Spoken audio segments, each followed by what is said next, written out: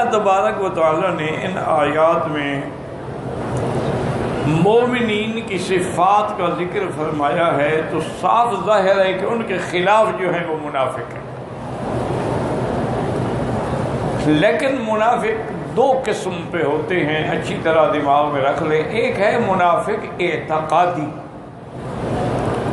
یعنی کیا معنی کہ ظاہر میں وہ کہتا ہے میں مسلمان ہوں لیکن اندر سے وہ کافر. جیسے کہ حضور صلی اللہ علیہ وسلم کے زمانے میں منافق تھے. اذا لقوا الذین آمنوا قالوا آمنا، مومنین کو ملتے تو کہتے بھی ہم تو پکے ایمان والے ہیں، ایمان لے آئے، تمہارے بھائی ہیں. وَإِذَا خَلَوْا إِلَىٰ شَيَاطِينِهِمْ قَالُوا إِنَّا مَعَكُمْ إِنَّمَا نَحْنُ مُسْتَهْزِئُونَ. اور جب پھر وہ اپنے کافروں کے پاس آتے ہیں، شیاطین الانس والجن سے ملتے ہیں، وہ کہتے ہیں ہم تو تمہارے ساتھ ہیں، ان سے تو ہم مذاق کر رہے ہیں، ٹھٹھا کر رہے ہیں. تو یہ ہے منافق اعتقادی. اس کو اللہ تبارک و تعالیٰ نے بڑی وضاحت کے ساتھ سورۃ المنافقون میں فرمایا ہے. اذا جاءك المنافقون قالوا نشهد انك لرسول الله والله يعلم انك لرسوله والله يشهد ان المنافقين لكاذبون. اللہ نے فرمایا میرے محبوب جب آپ کے پاس یہ منافق آتے ہیں اور آ کے اقرار کرتے ہیں کہ ہم گواہی دیتے ہیں آپ اللہ کے رسول ہیں، اللہ نے فرمایا میں تو جانتا ہوں کہ آپ اللہ کے رسول ہیں لیکن میں گواہی دیتا ہوں کہ یہ جھوٹ بول رہے ہیں. اتخذوا ایمانہم جنتا، یہ ایمان کو ایک ڈھال بنائے ہوئے ہیں کہ بھئی اگر مسلمان کامیاب ہو گئے تو ہم مسلمانوں کے ساتھ ہیں، اور اگر مسلمانوں کو شکست ہو گئی تو ہم اپنی جماعت کے ساتھ ہیں. تو انہوں نے تو یہ دل سے ایمان لائی ہی نہیں.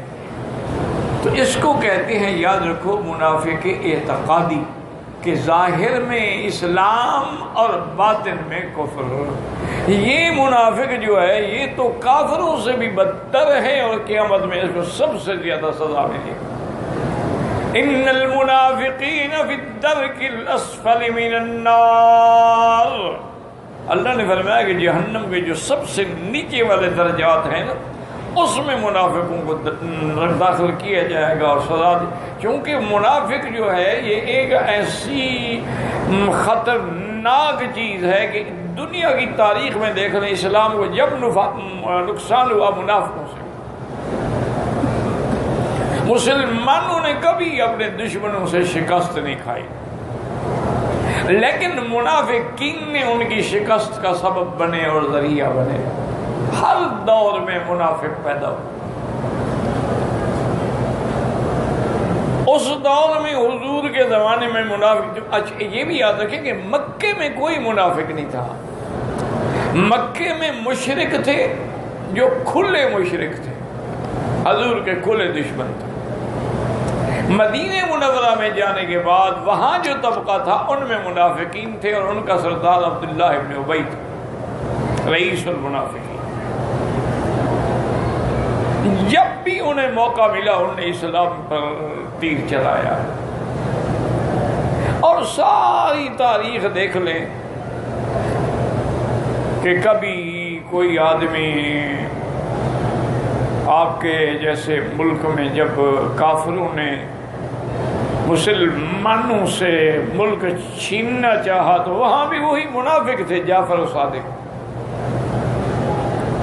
اسی میں اقبال نے کہا تھا کہ جعفر از بنگال صادق از دکن، ننگے دین ننگے ملت ننگے وطن. وہاں بھی وہی منافق پیدا ہوئے، انہوں نے نقصان کا ذریعہ بنے. اور ایک ہوتا ہے منافق عملی. یاد رکھو منافق اعتقادی کا معنی سمجھ آ گیا آپ کو، میں مسلمان لیکن نہیں ہے اندر سے مسلمان.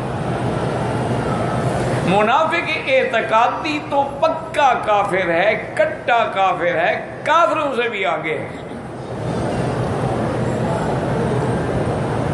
لیکن ایک ہوتا ہے منافق عملی، یاد رکھو۔ اچھا، اب اس دنیا میں، اس دور میں، اس صدی میں سرکار دو عالم کی وفات کے بعد ہم کسی کو نہیں کہہ سکتے کہ تم منافق ہو، چونکہ اللہ نے اپنے پیغمبر کو تو خبر دی تھی کہ یہ منافق ہے۔ دلوں کے بھید جاننے والی تو اللہ کی ذات ہے، ہم کیسے کسی کے دل پر حکم کر سکتے ہیں؟ ہم تو ظاہر کو دیکھیں گے، بھی نماز پڑھتا ہے، کلمہ پڑھتا ہے، ٹھیک ہے جی مسلمان۔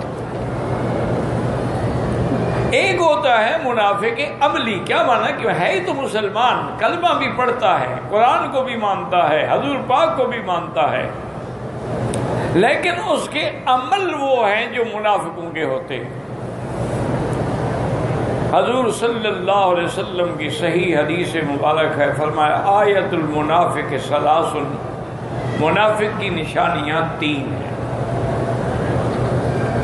اذا حدث کذب، جب بات کرے جھوٹی کرے۔ یہ جھوٹ بولنا جو ہے یہ منافق کی علامت ہے، مسلمان کبھی جھوٹ نہیں بولتا۔